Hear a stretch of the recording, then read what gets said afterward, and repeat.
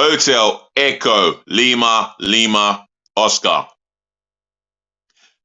Good evening and welcome again to another match day preview of Arsenal's game away from home in the Premier League. Tomorrow, Arsenal go away to Leeds United in a game that we've done well in recent times.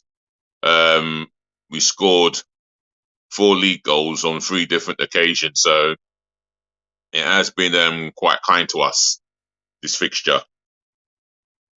Again, from your host, your guy himself, the one and only and truly DLG repping, otherwise short for Delhi London Gunner, space, Romeo Echo, Papa Indigo November.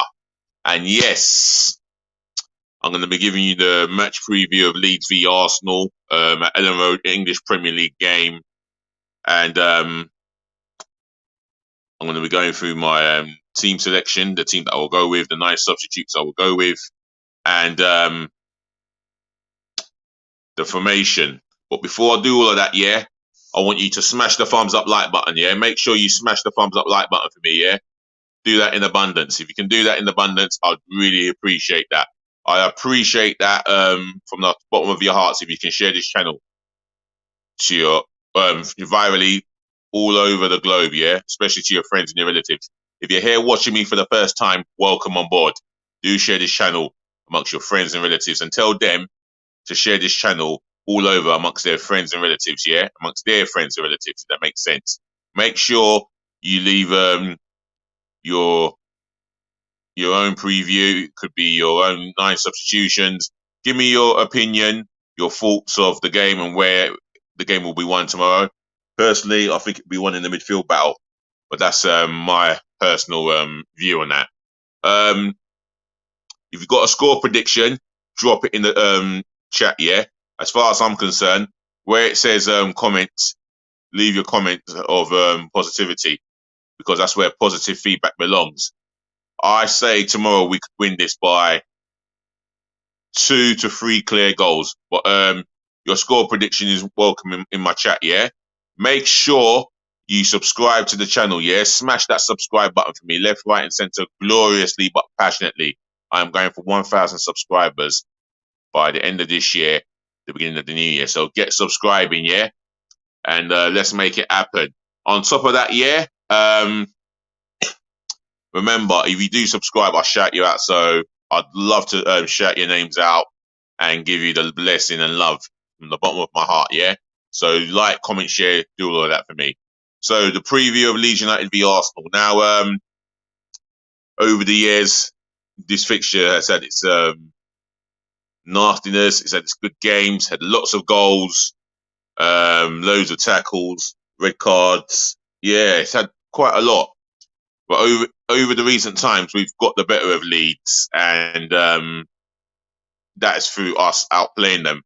This season, I feel Arsenal can go there and get the job done, create as much opportunities as humanly possible. But if we don't take them and Leeds get one chance, they hit us on the sucker punch, it could be a defeat.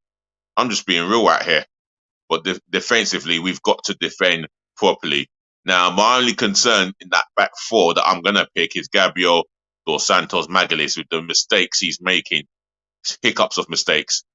However, I back the guy to overcome those mistakes and to fulfill his true potential as he has done since the last 2 seasons, since we signed him for Lille. So for me, I feel that his concentration levels are going to have to be huge. Leeds will play the pressing game, I believe, and we've got to react to it. If they play the pressing game, we lose the ball. We got to go at them, play the pressing game of our own, which we've been doing very well this season, and go at them. But you know what? It'll be the first 20 minutes of this fixture will be very, very interesting. Last season we ran out comfortable 4-1 winners. I think a couple for Martinelli, Saka, and Smith Rowe. It was really comfortable, and I can't have any complaints of that performance, especially in the first half, where we really tore them to shreds. if the truth be told. We really walked all over them. It was a bit too easy. Well, far too easy from their liking, but I was pleased from an Arsenal perspective. Very pleased with the performance, the way that we started. And we're going to need to start fast, especially the first 20 minutes. Like I said, that's going to be key. If we can get Partey, Martinelli, Saka, Odegaard, and Jesus into the game, we have a brilliant chance of emerging with 3 points. It ain't going to be easy because no games in the Premier League are easy. Leeds have not won a game in the last. They've not won a Premier League game in 5. You know, but every game to them is a new game, so you don't know what Leeds are going to turn up. They're going to have home support, nearly 40,000 screaming at them, demanding their performance, and going to Ella Road when the crowd is full, or when the crowd is at a full house with nearly 40,000 fans screaming at the players to give a performance. It's not going to be easy, so we're going to have to try and weather the storm as best we can. Having saying that, let's get into the starting 11 and go with the 11 I would go with. Before I do that, just to let you know, I'm going with another 4-3-3 formation. Aaron Ramsdale starts in goal for me. I personally believe he's done not too much wrong. He's pulled off some fine saves this season, and having saying that, he's been consistent in what he does. His distribution of the ball, absolutely superb at most times. So I'm still going to go with Aaron Ramsdale in goal. The back 4, I'm going to give a rest to Benjamin White, and I'm going to go with Tomiyasu. I feel that he's due a start in the position that he wants, that he's comfortable at, and where he plays. He's comfortable at, whether it's centre half, left back, right back, he'll start there. And I don't see why he won't start. I don't see why he can't start there. I think we have to give Ben White a rest for 2 games. That's my humble opinion. And I would rest him until next weekend because we got Southampton. So, or maybe I'll rest him for the PSV game and then decide whether I'll go with him against Southampton. But I'm going to give him a rest here and go with Takahiro Tomiyasu. If you're just tuning in, I've chosen Tomiyasu over Ben White. If you've got your views, your own opinion, leave it in the chat. Centre halves, William Saliba. Come on, Arsenal. What's that? Here's Will's Army. Shout out to yourself, Will's Army. Come on, Arsenal. Yeah, I'm going to go with William Saliba. For the simple fact is, he has been more than a Rolls Royce for us. He has been an exceptional signing. A Ferrari of a centre half. And for me, for him to get into that French squad, that says a lot. That French squad, he's surrounded by world champions. Varane, maybe Umtiti, maybe another centre half. Kimpembe. For me, he is in that collective of centre halves. Deschamps has got a beautiful problem there, but he can only pick the 2 centre halves that he can go with every game that France play in a major tournament. Anyway, William Saliba, he's been absolutely terrific. It's not, apart from Thursday night where he wasn't really at his most comfortable or at his best performance, he would learn from this and he'll carry on. And he doesn't let anything faze him. And that's the thing. He never panics. He's very calm. I'm going to go with William Saliba. I'm going to go with Gabriel dos Santos Magalhaes. Now, I thought long and hard about this, but I've got to the point. Sometimes, I don't know. The more the mistakes he makes, Gabriel, the more I am tempted to rest him or drop him for a couple of games until he actually proves to himself that he can do the job week in, week out. We spent quite a lot of money on him, but then again, we spent more on Ben White. And Ben White can come into that position. But I'm going to go with Gabriel dos Santos Magalhaes because I think him and Saliba will develop a outstanding partnership as time goes by. So, Gabriel dos Santos Magalhaes. Praising there. My guy, Will's Army, says Thank you, sir. William Saliba is a beast. Absolutely. He is a beast. No one can tell me anything else. He's been a beast this season so far in the first 9 Premier League games. But yes, Gabriel Magalhaes, he's built like a beast. He's got the pace. He's got the aggression. He's powerful in the air. For me, I'm still going to go with him. Left back, I'm going to go with Kieran Tierney. Defensively, I think he understands the role a little bit better than Zinchenko. Zinchenko may be comfortable and more confident on the ball. I get that. But from a defensive point of view, we may have problems on that flank. And Tierney is maybe the best astute to deal with any sort of danger that comes our way in that area. But I'm going to go with Kieran Tierney. Some will go with Zinchenko. That's fine. The 3 in the midfield, the man who's going to do that big job for me is the man who came on at the latter stages of the Bodo game, and that's Thomas Partey. No complaints there. Can anyone argue? Exactly. I'm going with Thomas Partey in that area. But the simple fact is, strong athleticism. He's very composed on the ball and very direct. And directing his passing forward. And I do like that for my midfielder. I'm going with him to play in that important role. Now, that's the important role that's brought the best out of Xhaka, because it allows Xhaka and the other midfielder to push forward and start doing their thing. So Granit Xhaka starts on the left-hand side to him. A role where if Tierney's coming into the midfield, Xhaka can cover at left back. So it really suits him and it benefits him a lot. So it's really rewarding for him, and it suits him a lot. So Granit Xhaka, with the fabulous season he's having, long may it continue, because he starts. I've got no complaints about starting Granit Xhaka. I never thought I'd ever hear myself praising and picking Granit Xhaka as one of my first players one of my first midfielders in the first team. Well, he is in there, and he starts. Alongside him, I'm going to go with Martin Odegaard. Now, I've looked at his last performances, and his last performance against Bodo Glimt. He was on and off in stages, and I need more from Martin Odegaard. He's our club captain, and I demand more. Yes, he can press for the ball. He can put the pressure on a defender, but for me, I want more. I want more in terms of Martin Odegaard on the ball, delivering quality with an end product. So Martin Odegaard, he starts. I'm going to go with the front 3. Bukayo Saka, he's a guarantee starter.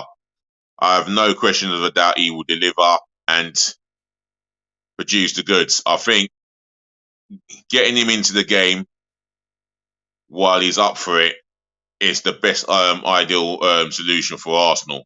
However, he has had 2, maybe 3 players on him. If that happens, then there's got to be enough support for Saka to find a killer pass or find an Arsenal player in space in the final third, so that Arsenal player can do his thing and get Jesus an opportunity to bang goals in, because I don't want him feeding off scraps. So Jesus starts. On the other flank, Gabriel Martinelli, big contender for player of the season for Arsenal Football Club.